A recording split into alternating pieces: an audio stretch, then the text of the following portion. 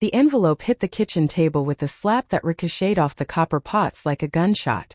My fingers still trembled from the weight of the glossy prints inside. Each one a fresh incision straight through the scar tissue of 10 years. Sarah stood at the sink, suds sliding down her wrists, humming something tuneless that used to feel like home. The tune died the instant she turned. How president could you?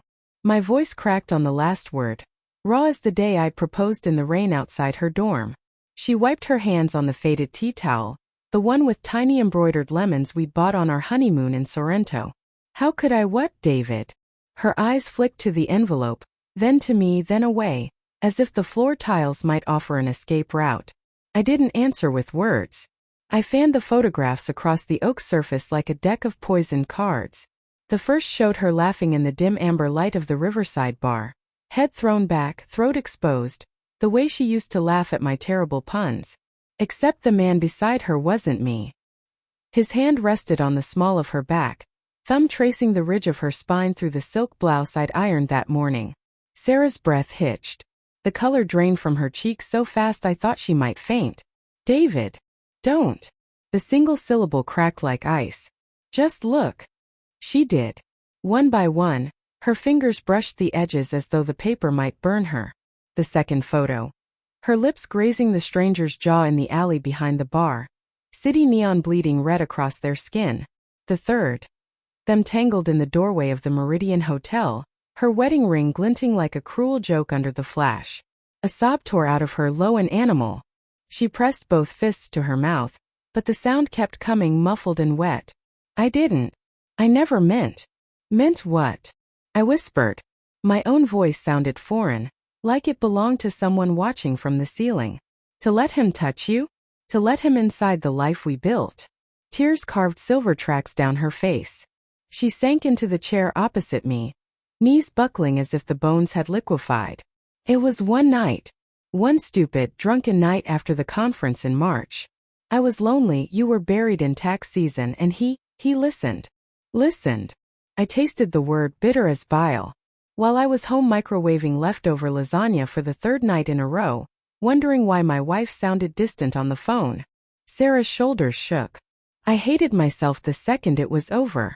I showered until the water went cold, scrubbed until my skin was raw.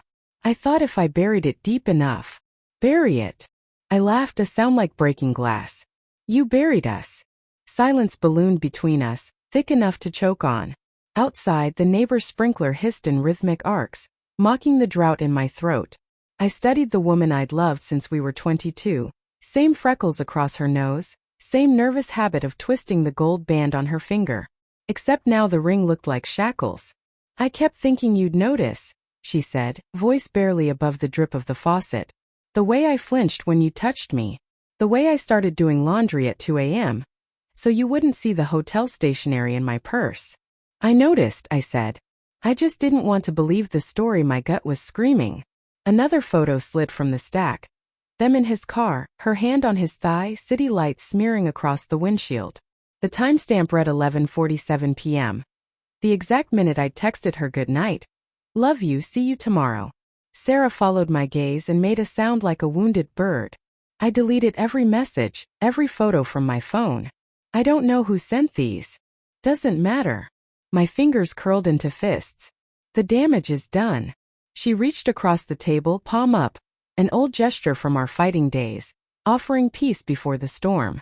I stared at her hand like it belonged to a stranger. David, please. We can fix this. Counseling time, whatever it takes.